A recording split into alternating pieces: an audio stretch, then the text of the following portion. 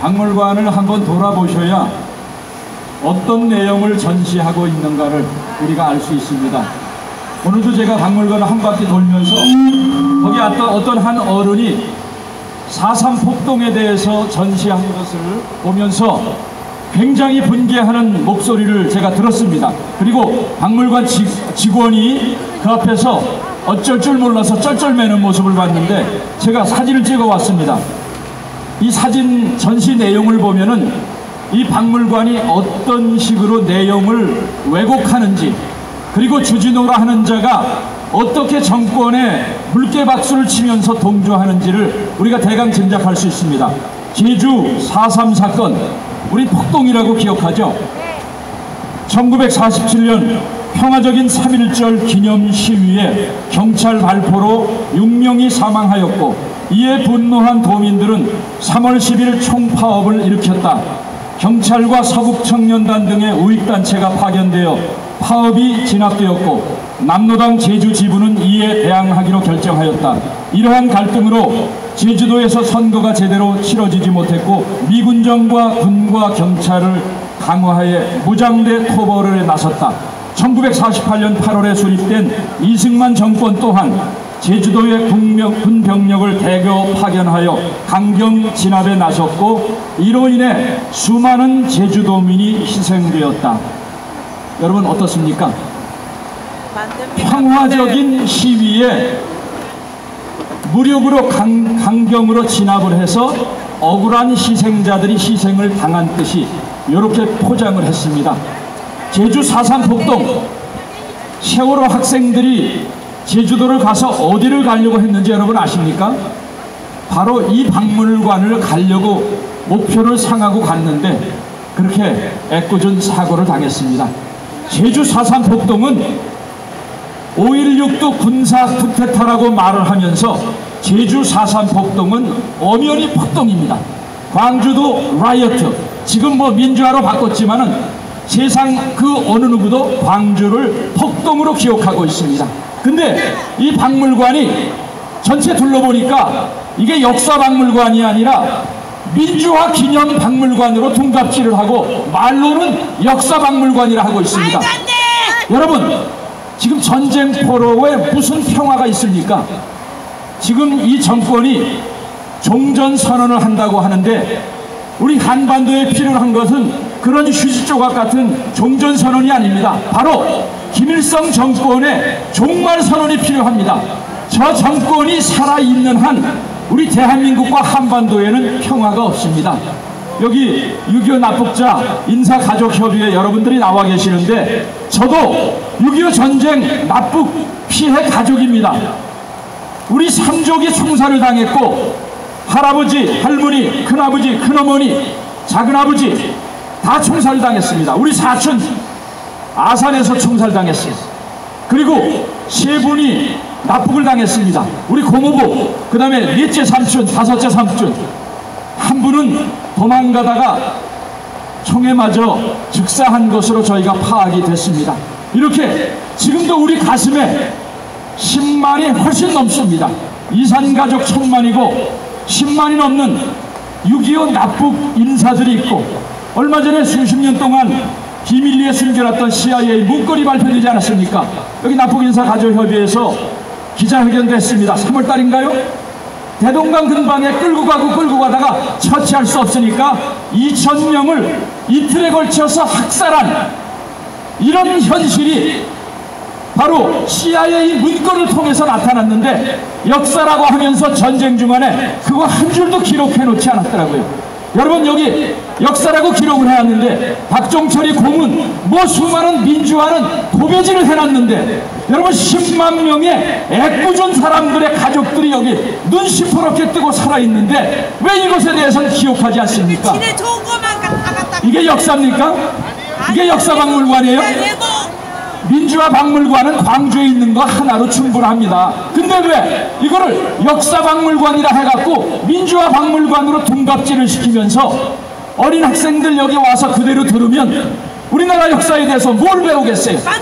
반의 반쪽짜리도 배우지 못할 것입니다. 맞습니다. 그래서 우리는 오늘 이 자리에서 주진호 이 잘못된 역사 박물관에 그 내용물이 완전히 처음서부터 다시 돼야 될 것을 한 번의 이 집회로 우리가 끝나지 말아야 됩니다.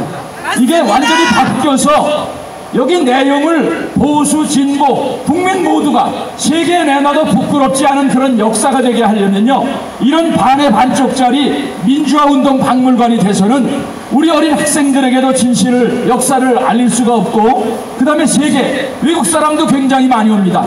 그 사람들이 뭘 알겠습니까? 여기 보니까 경제산업화의 열매는 굉장히 많이 써놨습니다.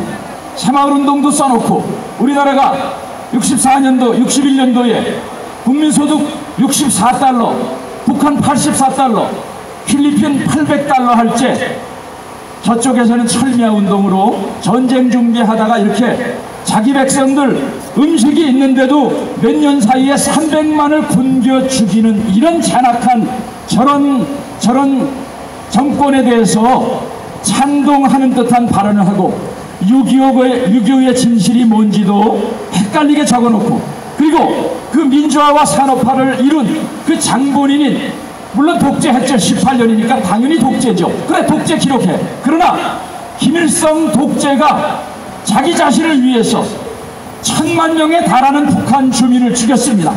박정희 독재에서 여기 청와대 사건이 일어났을 때 보니까 금고에 현찰 9억 원 남은 거 제가 기억하고 있습니다. 여러분, 김대중의 비자금이 얼마나 되겠습니까? 노무현 비자금 얼마나 되겠어요? 만약에 박정희가 독재라고 해갖고 대한민국을 그들처럼 먹으려고 했으면 대한민국 통째로 다 먹을 수 있습니다. 근데 청와대에 현찰 9억 원이 남으면서 우리 헐벗은 국민들 잘 살아보세 잘 살아보세 하면서 얼마나 대한민국을 위해서 노력을 했습니까? 죽은 시신을 부검할 때 혁대가 오면 얼마나 낡았는지, 이 사람이 대통령이다 하니까 부검하는 의사가 믿지 않았다고 하잖아요. 물론 독재한 것은 잘못이지만은 그 독재가 자기 자신의 사리사욕을 위해서 한 것이 아니라 대한민국 잘 살기 위해서 한 위대한 대통령입니다. 여러분, 외국에서 김대중, 이 민주화 세력이 그렇게 좋아하는 김대중, 노무현, 그 사람들의 사상에 대해서 외국 정부에서 배우러 온다는 사람들은 귀를 씻고 눈을 씻고 봐도 한 나라도 못 봤어요. 근데 박정희 대통령이 1차, 2차, 3차 경제개발을 통해서 눈부시게 이룩한 이것을 정책적으로 중국에서, 러시아에서 전 세계 57개 국가가 우리가 경제성장의 모델로 어답트하겠다. 그래서 그거를 배우러 새마을연수원 교육원에 지금도 수많은 사람들이 오고 있어요. 민주화? 당신들에게 그렇게 대단한지 모르지만은 세상 사람들은 별 관심 없습니다. 우리 대한민국을 살려주게 한 것은 바로 건국 대통령 이승만, 그 다음에 그 뒤를 이어서 장기 집권하면서 대한민국의 산업화와 민주화를 이룬 박정희 대통령의 업적이 여기에 없다면은 이것은 반의 반쪽짜리 역사 박물관입니다. 우리는 이 자리에 들여서 억울하게 6.25 전쟁을 통해서 피해를 당한 우리 전쟁 포로들 반드시 여기 기록되어야 될 것입니다. 10만 명이 넘는 대한민국 국민들이고 그들의 가족은 대한민국 국민이 아닙니까? 박종철 민주화운동 하다가 뭐 분신 자살하고 이런 사람은 대한민국 국민이고 10만 명이 달하는 국군 포로들과 또 전쟁 납북 피해자들은 대한민국 국민이 아닙니까? 숫자를 봐서라도 여기 굉장히 많은 양이 기록되어야 될 텐데 그것이 기록되지 못했습니다. 그래서 우리 애국 시민들 이 자리에 6.25 납북전쟁 피해 가족 여러분들도 나오셨지만은 여러 애국자들도 나오셨습니다. 우리는 이것이 이례적인 사건이 아니라 민주화의 진실도 바로 밝히고 대한민국 역사가 우리의 후손들이 세계 만방에서 편파적인 이런 왜곡되고 은폐된 이런 잘못된 역사를 배우는 것이 아니라 대한민국에 있는 역사를 바로 전시할 수 있도록 이것을 바로잡고 이것에 대한 총책임을 지고 주진우는 실력이 없으면 우리한테 배우러 오세요. 관장 자리만 갖고 물대박수 치지 말고. 여러분, 이 정권이 영원할 것 같습니까? 건불 10년이라고 그랬는데 대통령 임기 5년이잖아요.